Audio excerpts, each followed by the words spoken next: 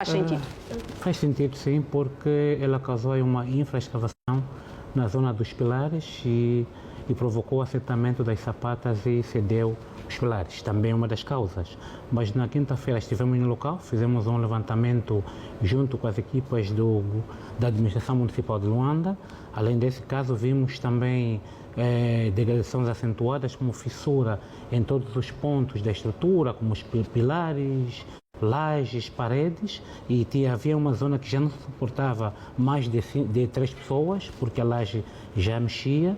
A primeira recomendação que nós deixamos aos donos do Fundo Investe, que são os proprietários do edifício, era evacuar o edifício. Isso, ficamos satisfeitos pela resposta. Ontem mesmo fez-se a evacuação das populações e pedimos mesmo que se faça a demolição do edifício. Essa foi a recomendação que nós deixamos, devido ao índice acentuado da degradação que o edifício apresentava.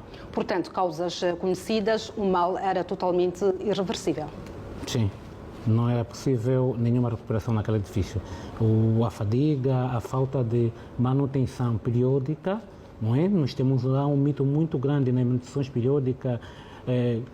Pensa-se que as estruturas elas são intactas, não desabam, não se pode fazer manutenções, e nesse capítulo temos tido muita dificuldade em convencer os proprietários em fazer manutenções, não é? No tocante à contratação de equipas especializadas para as manutenções periódicas. Isto não tem acontecido. Mas há pouco ouvíamos os populares que vivem na zona do Quinaxisto falarem que estão apreensivos, que estão com medo e pedem uma intervenção urgente. Não há aqui alguma informação contrária? Para esse já desabou, já não tem escolha. Isso é preciso tratarmos e pensamos em... Fica a lição. Sim, fica a lição. Para os que restam ao lado a seguir, é necessário que se faça um estudo profundo, rapidamente, para vermos se ainda pode fazer uma recuperação estrutural e, caso não, também podemos fazer a demolição do mesmo. Há pouco tempo, o porta-voz do Serviço de Proteção Civil e Bombeiros dizia que não há risco dos prédios adjacentes desabarem. Concorda? Não concordo, porque é necessário que se faça um estudo profundo, porque se o edifício ao lado, ou era um edifício praticamente gêmeos, um pilar intermédio que interligava os dois edifícios, um desabou, logo o outro está em perigo. Sabemos que há profissionais que estão a fazer algumas obras ou intervenções, se assim posso chamar, de forma que não aconteça uma fatalidade. Estamos a falar de uma solução que poderá ser definitiva, ou apenas estaremos a retardar o desabamento destas infraestruturas? Estaremos a retardar, porque é necessário que se faça um estudo muito profundo. É muito perigo. O que se devia fazer agora, também evacuar esse outro edifício ao lado, para podermos então fazer um estudo minucioso para ver em que tempo de durabilidade a estrutura possa resistir. Quem deverá fazer este estudo? Neste caso, dentro de quanto tempo? Os proprietários, se estamos a falar de uma propriedade privada, contratam uma empresa especializada para fazer esse estudo e emitir então relatórios juntamente ao laboratório de engenharia e as entidades competentes, para chegarmos a um consenso se ela resista ou não. Temos imagens do local. Os trabalhos, por esta altura, continuam. Como é que avalia o atual estado dos edifícios construídos na década de 1970, do tempo colonial?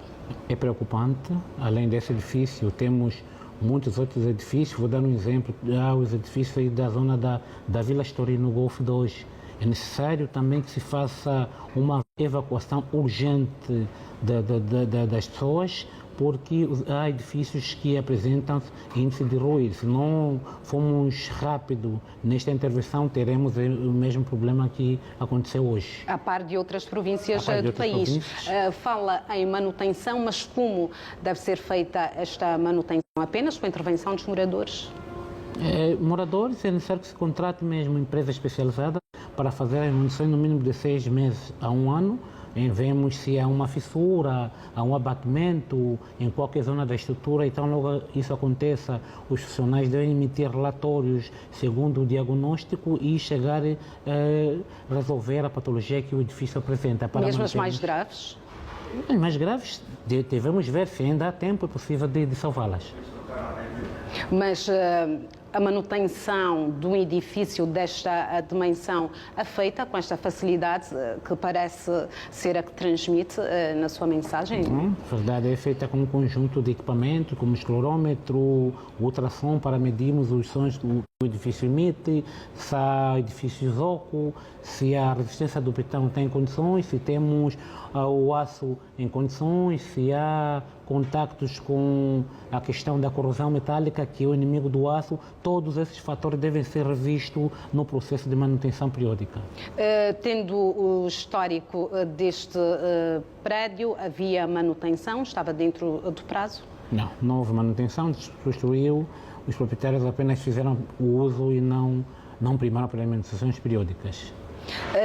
Neste momento, depois desta tragédia, acha que é necessário se fazer um levantamento para podermos saber qual é a real situação dos edifícios urbanos, públicos ou privados que se encontram em perigo ou em ruína, para sabermos que edifícios são esses e quantos são? É urgente esse trabalho. Não diria quantos são, mas aponto alguns, como na zona do Golfo 2, temos o famoso prédio sujo. Quem vai à zona da Maria Pia, existe também um prédio antigo, também tem que ser demolido. Quer dizer, há uma série de edifícios a nível da cidade de Luanda que devem ser revistos, porque elas carecem mesmo, umas de recuperação estrutural, outras têm que ser mesmo demolidas. Dou outro exemplo, na província do Kwanza Sul, há 12 edifícios logo no centro da cidade que devem ser demolidos porque periga a vida dos cidadãos ao redor.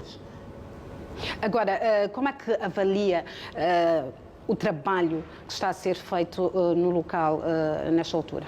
O trabalho está feito. É o trabalho que se faz quando demolimos um edifício, a remoção de escombro, não é? Está a ser feito de forma correta.